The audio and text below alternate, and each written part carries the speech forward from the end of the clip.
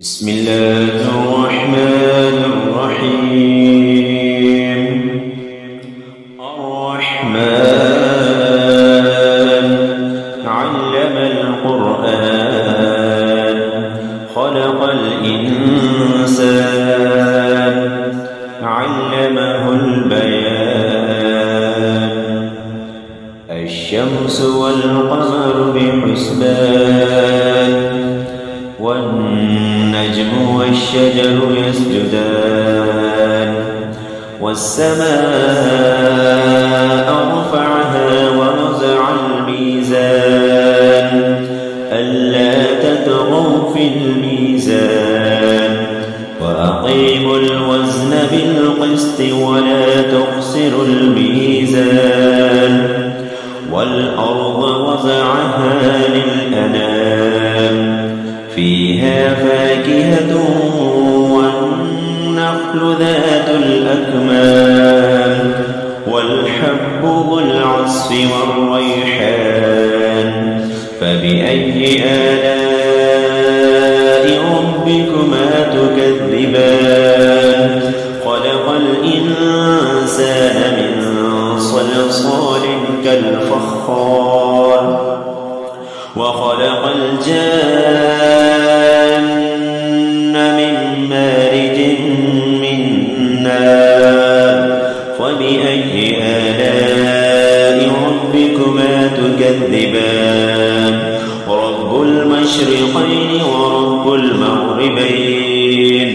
فبأي آلاء ربكما تكذبان؟ مرج البحرين يلتقيان بينهما برزخ لا يبغيان. فبأي آلاء ربكما تكذبان؟ يخرج منهما اللؤلؤ والمرجان. فبأي آلاء ربكما تكذبان؟ وله الجوار المنشآت في البحر كالأعلام. فبأي آلاء ربكما تكذبان؟ كل من عليها فان ويبقى وجه ربك ذو الجلال والإكرام. فبأي آلاء ربكما تكذبان؟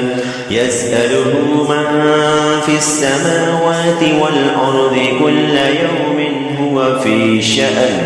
فبأي آلاء ربكما تكذبان؟ سنفرغ لكم أيها الثقلان. فبأي آلاء ربكما تكذبان؟ يا معشر الجن والإنس إن استطعتم أن تنفذوا من أقطار السماوات والأرض فانفذوا لا تنفذون إلا بسلطان. فبأي آلاء ربكما تكذبان؟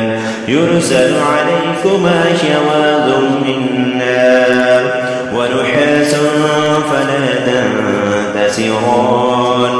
فبأي آلاء ربكما تكذبان؟ فإذا انشقت السماء فكانت وردة كالدهان. فبأي آلاء ربكما تكذبان؟ فيومئذ لا يسأل عن ذنبه إنس ولا جان. فبأي آلاء ربكما تكذبان؟ يعرف المجرمون بسيماهم فيؤخذ بالنواصي والأقدام. فبأي آلاء ربكما تكذبان؟ هذه جهنم التي يكذب بها المجرمون يطوفون بينها وبين حميم آن فبأي آلاء ربكما تكذبان ولمن خاف مقام ربه جنتان فبأي آلاء ربكما تكذبان ذواتا أفنان فبأي آلاء ربكما تكذبان فيهما عينان تجريان فبأي آلاء ربكما تكذبان فيهما من كل فاكهة زوجان فبأي آلاء ربكما تكذبان متكئين على فرش بطائنها من استبرق وجنى الجنتين دان فبأي آلاء ربكما تكذبان فيهن قاصرات الطرف لم يدمثهن إنس قبلهم ولا جان فبأي آلاء ربكما تكذبان كأنهن الياقوت والمرجان فبأي آلاء ربكما تكذبان هل جزاء الإحسان إلا الإحسان فبأي آلاء ربكما تكذبان فمن دونهما جنتان فبأي آلاء ربكما تكذبان مدهامتان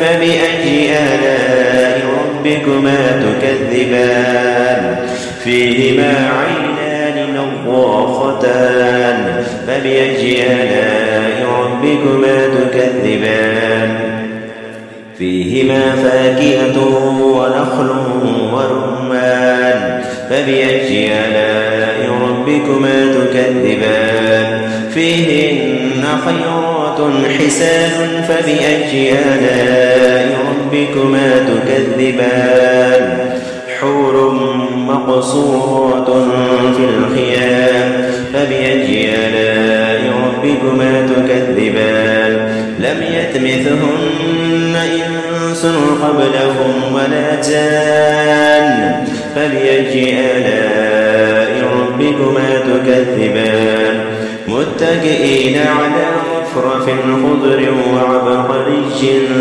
حسان فبأي آلاء ربكما تكذبان تبارك اسم ربك ذي الجلال والإكرام